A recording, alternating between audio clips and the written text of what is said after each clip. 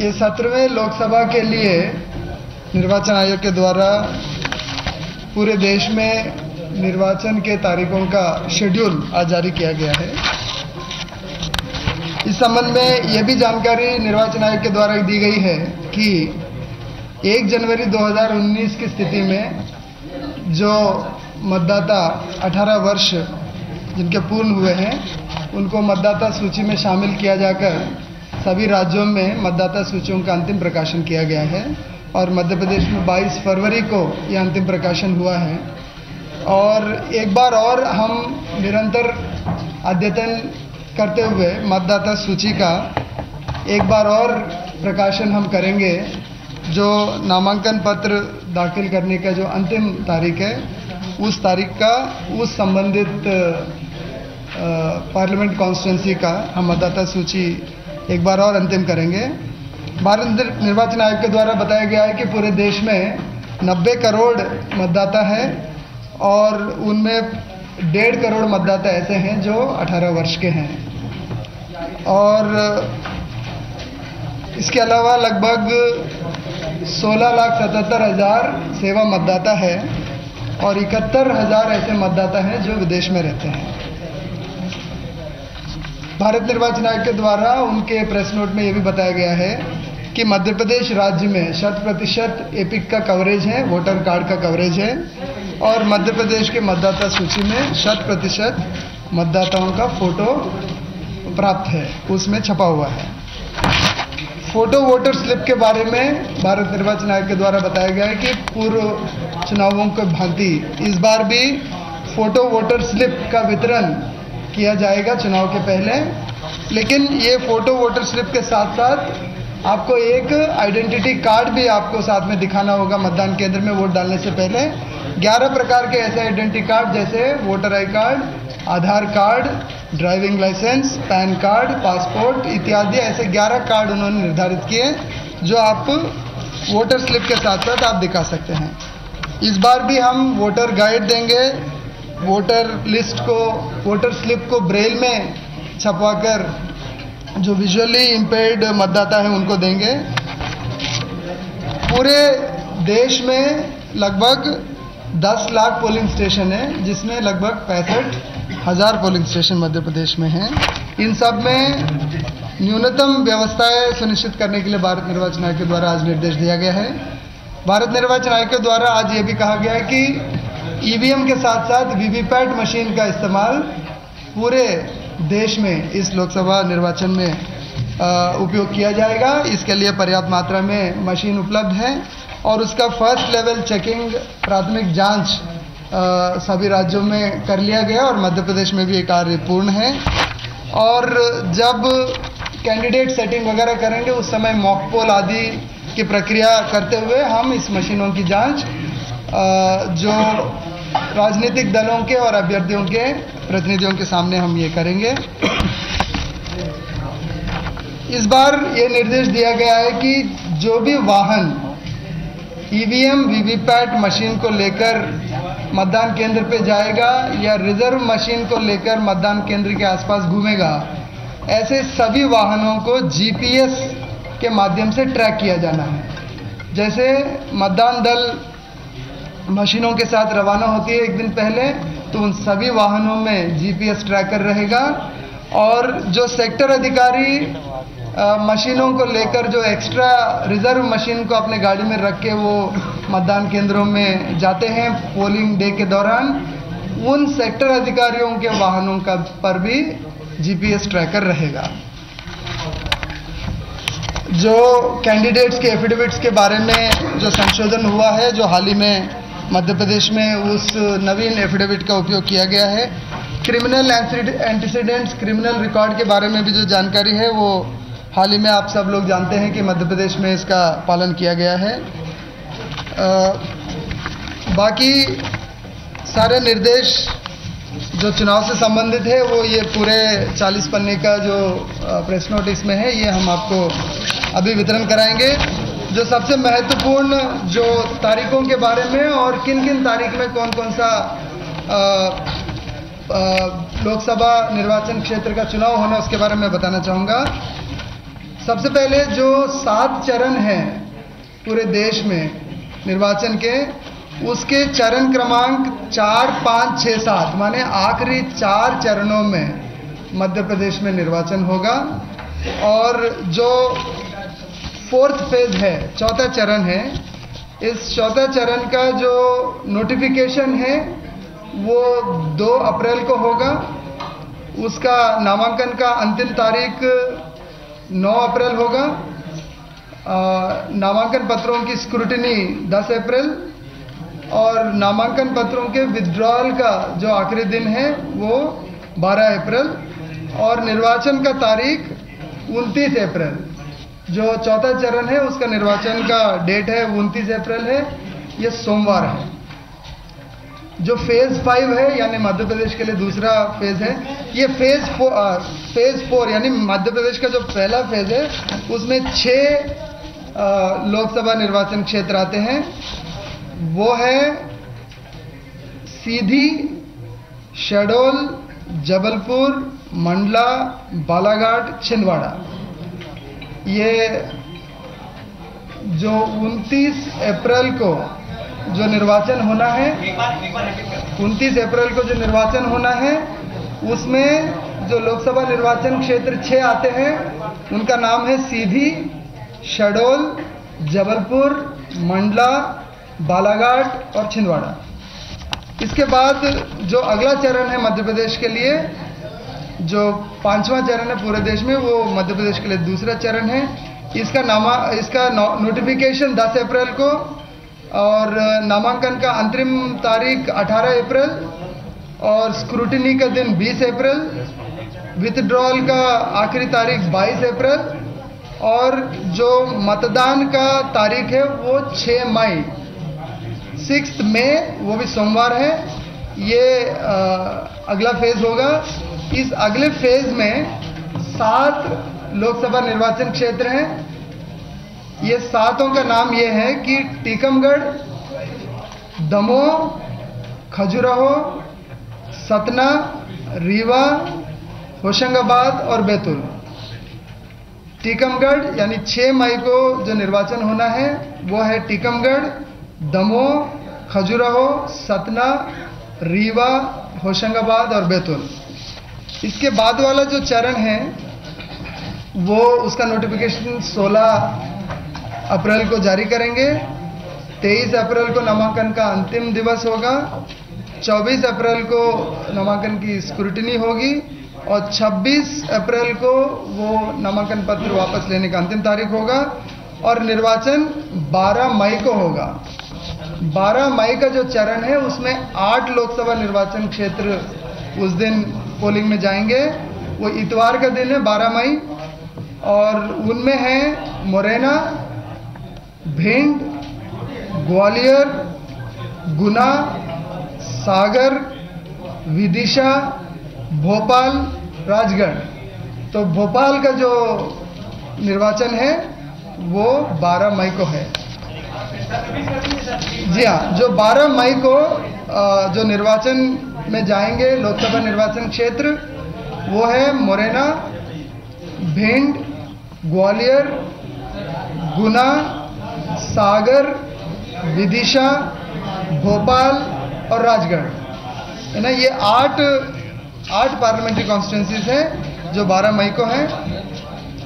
और हमारा जो अंतिम चरण है और देश का भी जो अंतिम चरण है चुनाव का 7वां चरण, ये इसका नोटिफिकेशन हम 22 अप्रैल को जारी करेंगे और नामांकन का अंतिम तारीख होगा 29 अप्रैल। नामांकन की समीक्षा होगी 30 अप्रैल और नामांकन वापस लेने का जो अंतिम तारीख होगा 2 मई और निर्वाचन का तारीख है वो 19 मई। 19 मई आखिरी चरण है और इस आखिरी चरण में 8 पार्लियामेंट्री कॉन्स्टिट्यूंसीज हैं जिनके नाम हैं देवास, उज्जैन, मंदसौर, रतलाम, धार, इंदौर, खरगोन और खंडवा। जो 19 मई को जो आखिरी चरण में 19 मई को जहां मतदान होना है उन जगह का नाम है, उन पार्लियामेंट्री कॉन्स्टिट्यूंसी का नाम है देवास, उज्जैन, मंदसौर, रतलाम, धार, इंदौर, खरगोन और खंडवा। तो इस प्रकार हमारे फेज 4 में 6 कॉन्स्टिट्यूंसी, फेज 5 में 7 कॉन्स्टिट्यूंसी, फेज 6 में 8 कॉन्स्टिट्यूंसी, फेज 7 में 8 कॉन्स्टिट्यूंसी, टोटल 29 जो पार्लियामेंट्री कॉन्स्टिट्यूंसीज है मध्य प्रदेश के, उनके ये डेट्स है। और जो मतगणना का जो तारीख है, जो काउंटिंग का डे है, वो पूरे देश के लिए एक ही है और वो है 23 मई, 23 मई, 23 मई। और भारत निर्वाचन आयोग ने ये भी कहा है कि जो निर्वाचन प्रक्रिया है, ये निर्वाचन प्रक्रिया 27 मई तक पूर्ण किया जाएगा। यानी जो मॉडल कोड ऑफ कंडक्ट जो आज लागू हो रही है, ये 27 मई तक चलेगी। और एक और जानकारी इसमें है कि कुछ विधानसभा क्षेत्र ऐसे हैं जो राज्यों में जो रिक्त हुए हैं, उसमें मध्य प्रदेश का भी एक विधानसभा क्षेत्र है जिसका नाम है 126 छिंदवाड़ा। 126 छिंदवाड़ा का जो विधानसभा कॉन्स्टिट्यूंसी है, इसका भी निर्वाचन जो उस संबंधित पार्लियामेंट्री कॉन्स्टिट्यूंसी का जिस दिन निर्वाचन है उसी के साथ साथ होगा, यानी साइमल्टेनियस इलेक्शन होगा। छिंदवाड़ा का जो निर्वाचन है, छिंदवाड़ा लोकसभा निर्वाचन क्षेत्र का जो पोल डे है वो है 29 अप्रैल और छिंदवाड़ा विधानसभा क्षेत्र का जो साइमल्टेनियस पोल होगा वो भी 29 अप्रैल को होगा।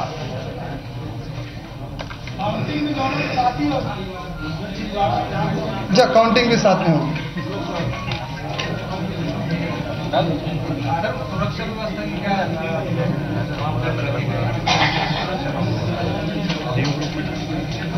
देखिए, जो सुरक्षा व्यवस्था को मजबूत करने के उद्देश्य से ही इस बार मध्य प्रदेश में 4 चरणों में उन्होंने निर्वाचन की घोषणा की है, ताकि पर्याप्त मात्रा में हमें सेंट्रल पैरामिलिट्री फोर्सेस मिले जो एक फेज से दूसरे फेज में मूव करते रहेंगे। तो कितनी मात्रा में मिलेंगे, कब मिलेंगे, ये हम आपको जल्दी बताएंगे।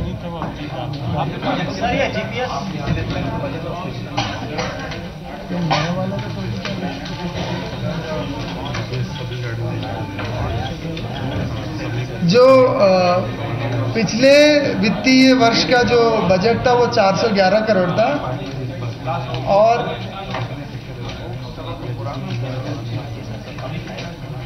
इस वर्ष, इस नया वित्तीय वर्ष जो 1 अप्रैल से चालू हो रहा है, उसमें हमें जो 550 करोड़ का बजट मिला है।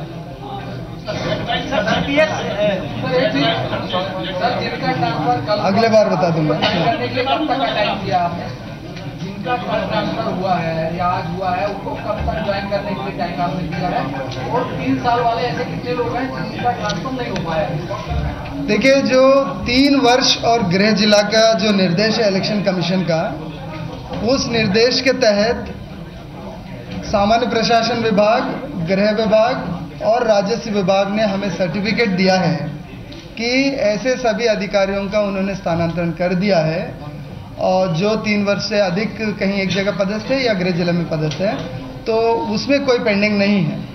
और जो हमने इन तीनों विभागों को ये निर्देश दिए हैं, चूंकि निर्वाचन की घोषणा कभी भी हो सकती थी, हमने उनको ये निर्देश दिए हैं कि जिन जिन को उन्होंने स्थानांतरण किया है उनको बिना ज्वाइनिंग टाइम लिए ज्वाइन कराने के लिए हमने निर्देश दिए हैं और उसका पालन हम कल उनसे लेंगे।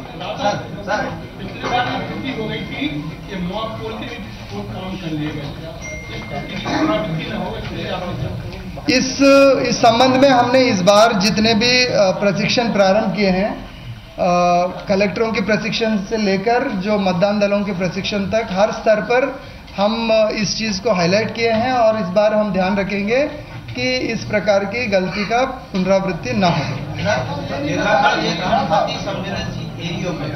तरह की सुरक्षा व्यवस्था की जाएगी और कैसे ध्यान दिया जाएगा, कितनी फोर्स लगेगी? देखिए, अति संवेदनशील जो मतदान केंद्र हम चिन्हित करते हैं और पिछले चुनाव में लगभग 25% ऐसे मतदान केंद्र थे। इन मतदान केंद्रों में या तो हम सेंट्रल पैरामिलिट्री फोर्स या राज्य का जो आर्म्ड फोर्स या सीसीटीवी कैमरा या वीडियोग्राफी, इस तरह वेबकास्टिंग के जरिए हम वहां पर निगरानी रखेंगे। कुछ जगह पर हम केंद्र सरकार के माइक्रो ऑब्जर्वर्स को भी तैनात करेंगे। तो इसका जो सिक्योरिटी डिप्लॉयमेंट प्लान है, ये हमारा अभी तैयार हो रहा है और जैसे हमें फोर्सेस के बारे में और अधिक जानकारी कल से निर्वाचन आयोग से मिलने लगेगा, हम इसका प्लान और मजबूत करेंगे और आपको बताएंगे। जो भी प्रत्याशी है वो अपना जो क्रिमिनल डेटा है वो अखबारों में और चैनलों में देखें, अगर ऐसा कोई दिखाई नहीं दिया, इस बार भी लोकसभा में कहा गया है, तो क्या पिछले बार हमें सभी कैंडिडेट्स और सभी पॉलिटिकल पार्टीज ने जानकारी। तो चलिए, मध्य प्रदेश में भी 4 चरणों में चुनाव संपन्न होंगे। भारत निर्वाचन आयोग द्वारा चुनाव की तारीखों के ऐलान के बाद अब मध्य प्रदेश में मुख्य चुनाव निर्वाचन पदाधिकारी वीएल कांताराव ने पत्रकार वार्ता आयोजित कर बताया कि 4 चरणों में यहां मध्य प्रदेश में चुनाव होने हैं, जिसमें 29 अप्रैल को 6 सीटों पर, 6 मई को 7 सीटों पर, 12 मई को 8 सीटों पर, तो 19 मई को 8 सीटों पर चुनाव संपन्न होंगे। 29 अप्रैल को मंडला, बालाघाट, छिंदवाड़ा में वोटिंग कराई जाएगी। तो वहीं 6 मई को टीकमगढ़, दमोह, खजुराहो और सतना में वोटिंग होगी। 6 मई को ही रीवा, होशंगाबाद और बैतूल में मतदान संपन्न होंगे। तो 12 मई को मुरैना, भिंड, ग्वालियर, गुना, सागर में वोट डाले जाएंगे। तो मध्य प्रदेश में 29 अप्रैल, 6 और 12 और 19 मई को वोटिंग होगी। 29 अप्रैल को सीधी, शहडोल और जबलपुर में वोट डाले जाएंगे। 29 अप्रैल को ही मंडला, बालाघाट और छिंदवाड़ा में भी वोटिंग होगी। 6 मई को टीकमगढ़, दमोह, खजुराहो और सतना में वोट डाले जाएंगे। तो 6 मई को ही रीवा, होशंगाबाद और बैतूल में मतदान होंगे। 12 मई को मुरैना, भिंड, ग्वालियर, गुना, सागर में वोट डाले जाएंगे। तो आपको बता दें कि 4 चरणों में मध्य प्रदेश में चुनाव संपन्न होंगे। 29 अप्रैल को 6 सीटों पर वोट डाले जाएंगे, 6 मई को 7 सीटों पर, 12 मई को 8 सीटों पर और 19 मई को भी 8 सीटों पर वोट डाले जाएंगे। अब से कुछ देर पहले यहाँ पर मुख्य निर्वाचन पदाधिकारी वीएल कांताराव ने पत्रकार वार्ता आयोजित कर बताया कि इसके लिए निर्वाचन आयोग की जो चुनाव की तारीखों का ऐलान हुआ है, उसके बाद तमाम तैयारियां पूरी कर ली गई हैं। आदर्श आचार संहिता लागू हो चुकी है प्रदेश में।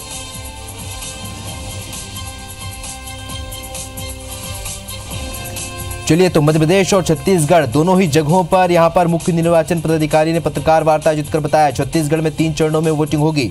पहले चरण में बस्तर में वोट डाले जाएंगे, दूसरे चरण में कांकेर, राजनांदगांव और महासमुंद में वोट डाले जाएंगे। तो तीसरे चरण में 7 सीटें रायपुर, बिलासपुर, दुर्ग, सरगुजा, रायगढ़, कोरबा और जांजगीर चांपा में वोट डाले जाएंगे। तो 18 अप्रैल को कांकेर, राजनांदगांव और महासमुंद में, 23 अप्रैल को रायपुर, बिलासपुर, दुर्ग और सरगुजा सीट पर वोट डाले जाएंगे। 23 अप्रैल को ही रायगढ़, कोरबा, जांजगीर चांपा सीट पर चुनाव होंगे। तो मध्य प्रदेश और छत्तीसगढ़ में दोनों जगहों पर मुख्य निर्वाचन पदाधिकारियों ने पत्रकार वार्ता आयोजित कर बताया है, जिसमें चुनाव कार्यक्रमों की जानकारी मीडिया के सामने रखी है। तो भारत निर्वाचन आयोग द्वारा चुनाव की तारीखों के ऐलान के साथ ही देश भर में आदर्श चुनाव आचार संहिता लागू हो चुकी है और मध्य प्रदेश और छत्तीसगढ़ में